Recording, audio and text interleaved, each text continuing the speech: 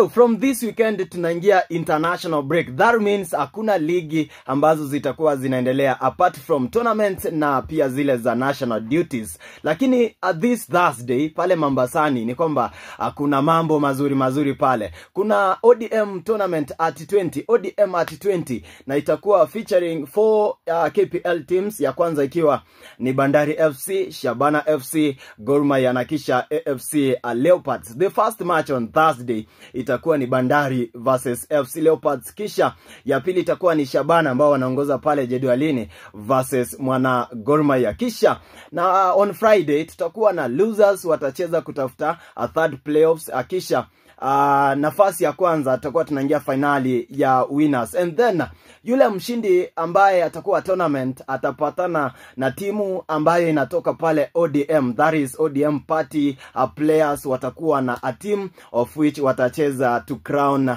the event. So kama wewe ni shabiki, this Thursday, this Friday pale Mombasani patachimbika, patajaa, kwa hivyo usije ukakosa pale. Tafuta tiketi yako, chukua kama ni basi tufike pale Mombasani.